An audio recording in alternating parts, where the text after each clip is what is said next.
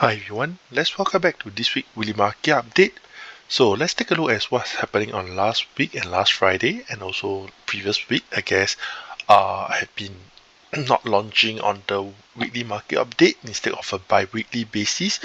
I think maybe it's because the market is slightly quiet at this point of time until a more clear signal of where the market will be heading to. Mainly we are aware that right now we left with two remaining events, which is such as the Fed rate cutting the interest rate as well as the November on the US president elections. So in between, while people is speculating on the market itself, the market tend to be on the sideway consolidating.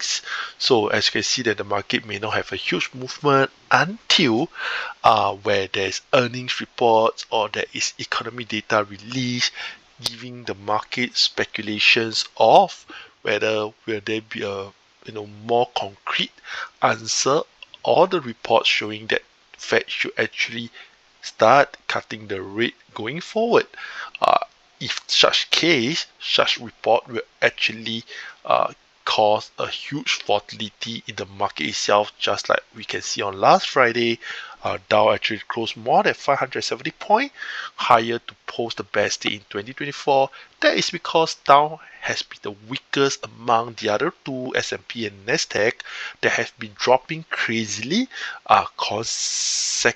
consistently for the last 2 weeks itself.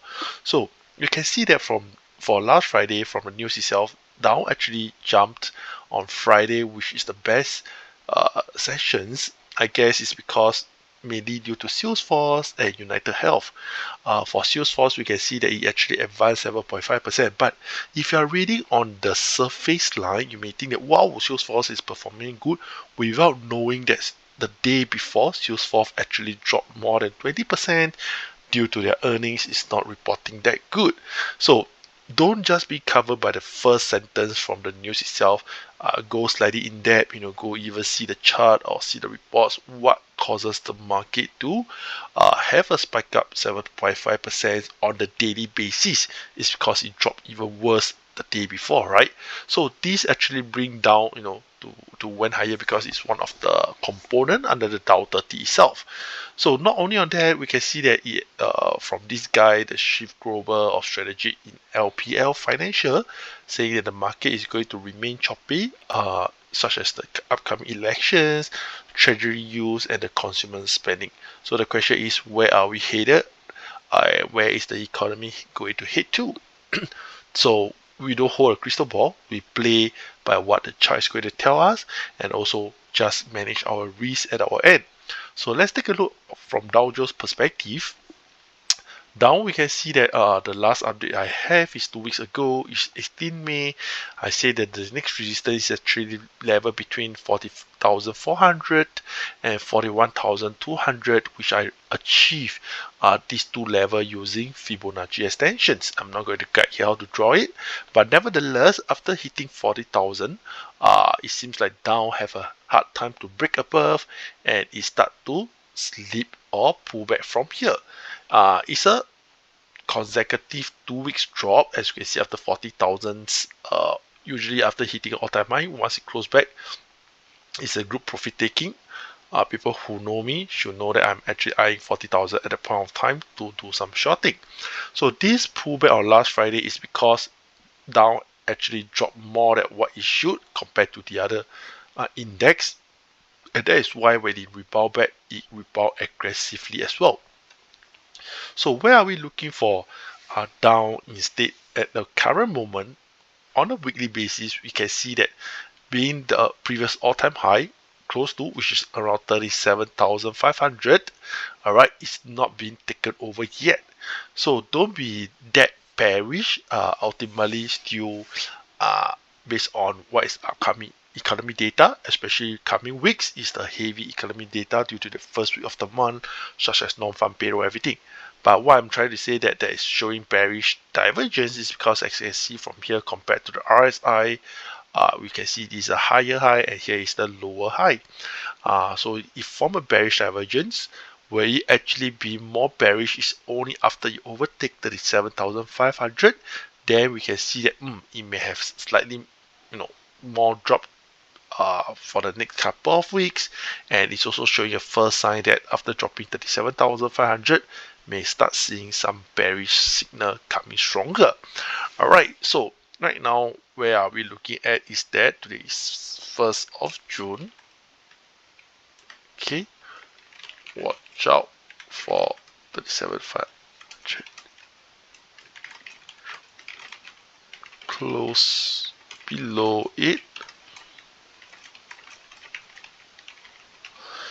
So that's why 37,500 is quite crucial from here.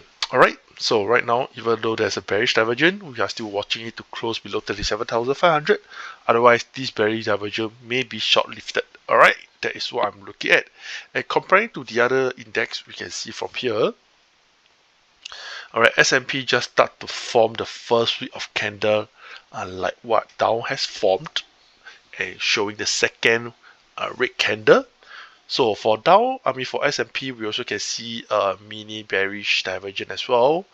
Alright, going higher high and lower high. So you can also want to take note that in order for it to break lower, we may need it to overtake this previous low, alright, which is close to the previous high. So we can put as a benchmark of 5,000 if you want to, which is I'm eyeing as well. Alright, 5,000, a whole round figure. So close below 5,000 will show a more bearish sign to signal it to go even lower. We can use a 50 moving average as the first support level if you want, around 4,008. So I will just briefly do some write up here.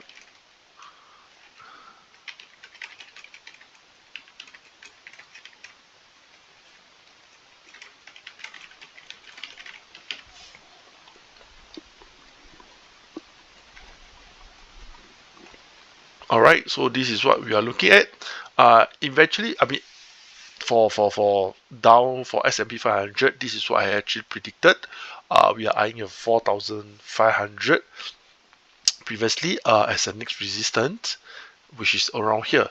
So it seems like it's being resisted quite strongly, unless the candlestick can actually overtake 5,350 previously, and then we may see 5,004 happening. Otherwise, if let's say here is a good resistance 5,003, then the price continue to drift lower. We can see that the overall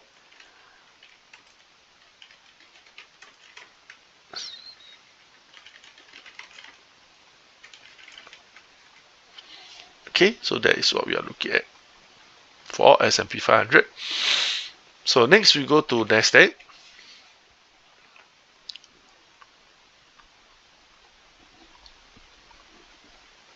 So for Nasdaq, I was charting it, and with the upside momentum, alright, coincide with Nvidia's strong earning, I'm actually waiting for Nasdaq to break above the all-time high, which the first target of 19,500, which is this line. But the thing is that it's also formed, which I mentioned, a bearish divergence right now, and there is no more things or event that is waiting for the market, because the biggest is, which is the Nvidia earnings, actually happens last week.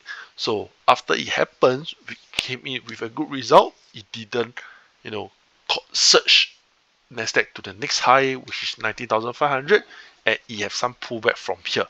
All right, if Nvidia did not show any strength coming forward and profit taking come in stronger, we may see Nasdaq to fall a bit more for the coming week as well. Alright, so here we just have to see that.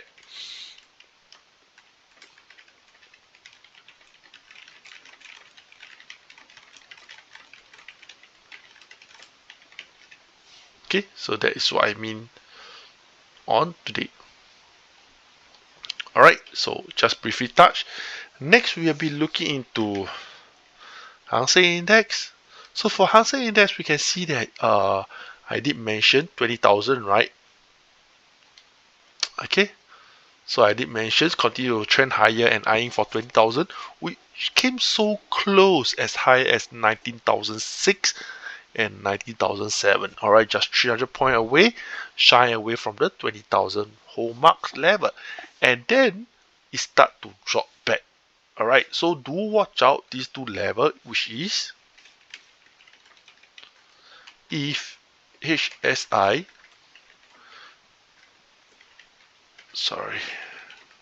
drop below 17k, may not be a good sign for the bull trend to continue. Otherwise, 18k will be the good support level to turn over. Okay, so right now the crucial part is actually 18k. If it is being well supported and bounce back, we may see that Hang Seng have the capability or may have the capability to go and surge above 20,000 from here. All right, so do watch out for the coming week. All right, do not break below 70k, otherwise it will turn real ugly. Okay, so next we will be looking into US oil. Okay, US oil, which is WTI. So 80 may break and close below above 80 and 81 may see more upside. So the price has been hovering, trying, tempting to break above this level, but it didn't. Alright, 80 May is somewhere here. Alright, it didn't. And right now it is very close to the 200 days moving average, which is around 76.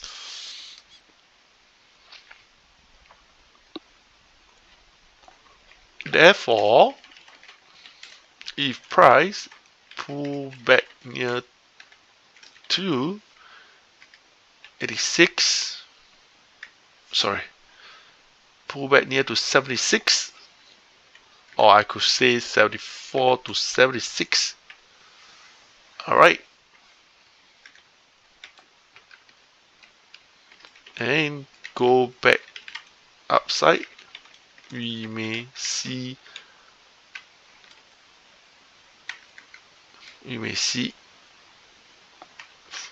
the price to retest $80 once again. Okay, so that is what we are looking at for the pullback. Will it be well supported at this level? Alright, so next we will be looking into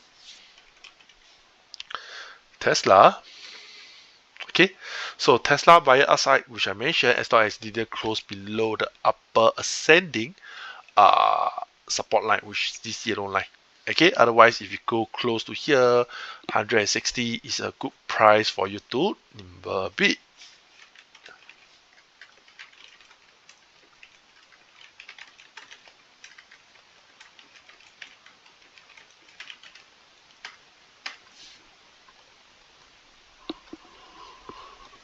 Okay, so that is my call for Tesla. And then next thing, just want to bring your attention, which is our local market. I think there's going to be some spike up for STI index itself. We always try to monitor within this few area.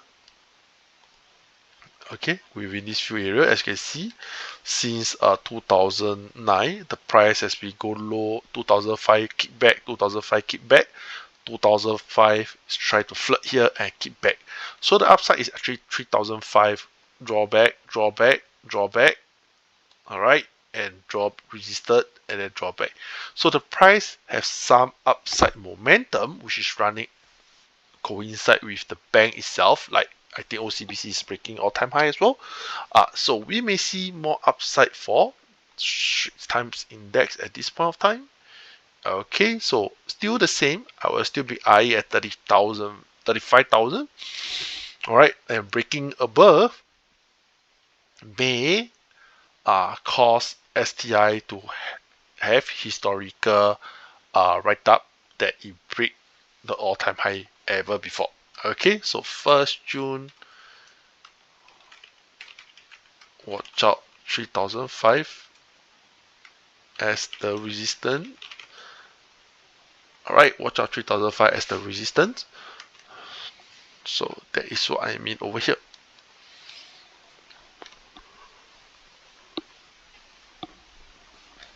Alright, so do watch out for 3005. It may actually continues by higher and reach there for the coming week as well. Okay, so that's all for this week weekly market update. I try to keep it short, but very point down, direct to point, and hopefully you know what to do for the coming week. Uh, that's all. If there's any urgent update, I will definitely update you guys in the Telegram.